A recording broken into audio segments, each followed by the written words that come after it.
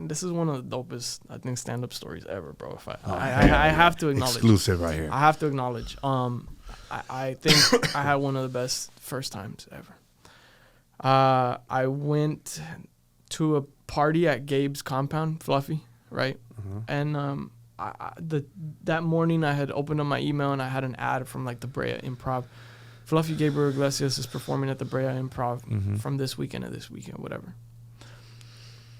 I get to the party. I see Gabe. I'm about to like say what's up. I go, hey Gabe, I saw that you're doing the Brea Improv. I'm gonna be there. He goes, yeah. I'll send you tickets so you can go to the show at the Brea Improv. I go, perfect, bro. I'm excited. And then he holds my gaze for a moment and he looks at me. And he goes, you know what? Open up for me.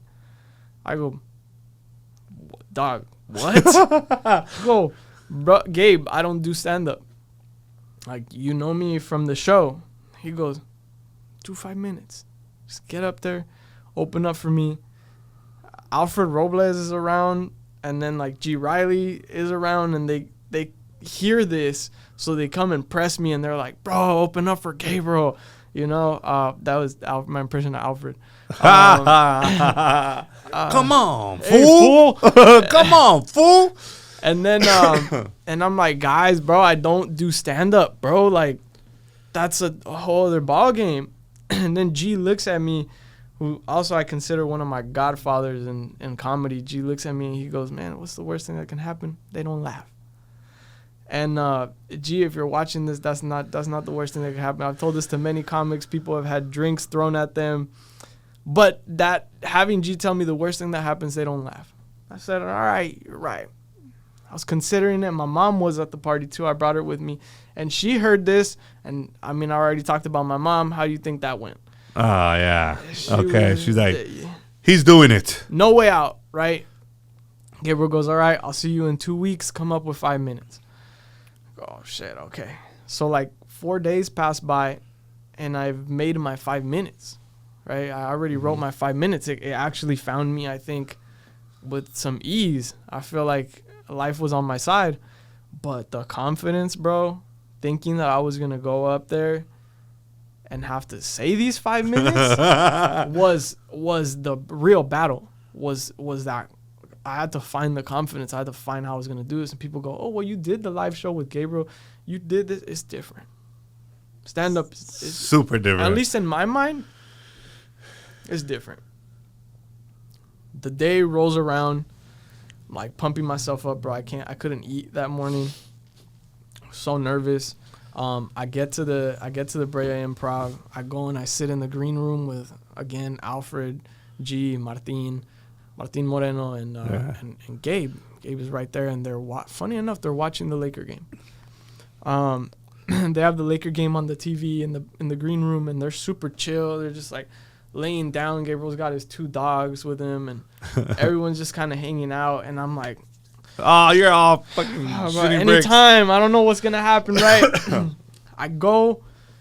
The show starts, right? I'm getting ready. Martin's about to call me up. Martin calls me up. I go. At the time, someone that works with Gabe, Maribel, she walks me over there and she makes me feel good. She's like, hey, just go and do it, right? I step out there. I do my first joke, bro. I'm like, I feel like I'm blinded by the lights. I feel like there's a lot going on. I don't know how to because the lights hit you direct. Yes, but it's not that.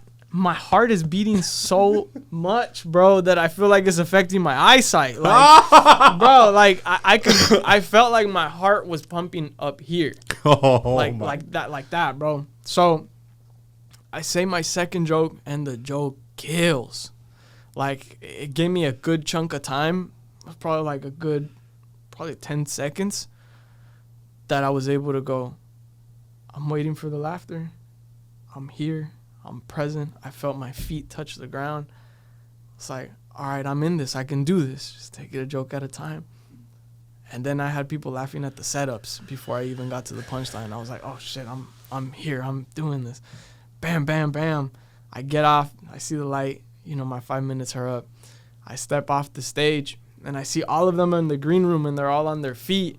And they have me on the live feed. They were watching me, and they're all excited as hell, bro. They're all super excited. I don't know if they were playing it cool just to not get me nervous when I had walked in. The first person I see is Gabriel, and he gives me a hug, and he's like, bro, that joke that you did, it killed me. And yeah, that was my first time. Which one was a joke? You really want to know it? Hell yeah. This is perfect, bro. I have a cousin named Junior. Oh, shit. And I don't know why they call him Junior. Junior don't got a dad. Oh, damn. And there's a whole bit attached to that, but that was the gist. That's hilarious, actually. I don't know how. He's Junior, but that fool's dad's not around. Fuck. So that was the start of something that you were like, huh? I walk off that stage a different person, bro. Yeah. I felt like there was a new purpose in my life. I walked off that stage a different person. I felt like it was a missing piece of like me. I felt like, wow. So Gabriel did something bigger than what he thinks. I think so. Yeah. Maybe it wasn't. No, this is not maybe. It was in your cards. Yeah. Was probably filling a little void that you probably had.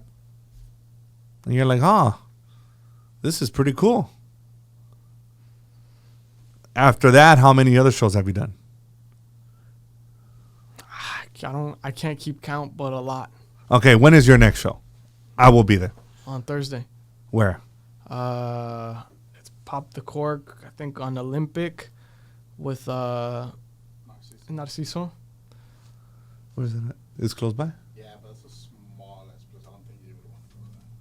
But we'll go to the next one. Yeah, small. Well, for yeah, you, I'll go. That's a bar show.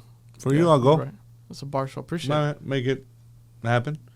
It's not far from us. It's local. I want to see you. What's it called? I have a good relationship with the Laugh Factory in Long Beach, and they put me up at the Spanglish shows. So and when is that one? I don't know. I just did one last month with them. So Mel, the booker, kind of likes to space it out. He don't like to put me. Well, let's look into the Thursday one, and we'll look at the schedule, and I would want to go. Yeah, I would love to have bro, you. it's so hard. That's why I give you guys props. Like, I can't go up that stage and just stand there and have everybody just staring at me and be funny. That shit is hard. So I give it. I'm funny, but I'm funny in spurts. Like, I can't stand there. I recently had like my uncles give me props, right? And they're old school, bro. Like, these guys are old school. My tío Mauricio, he goes, no, lo que hace el Fabricio está bien difícil. And it was like the first time I had ever gotten credit. And then I go, sí, está difícil. And my tío Ramiro sitting next to him. And then I go, es difícil porque yo llego y les digo, los voy a hacer reír. Y la gente se tiene que reír. My tío Ramiro goes, pues dile que lo vas a hacer enojar y los hace reír, güey.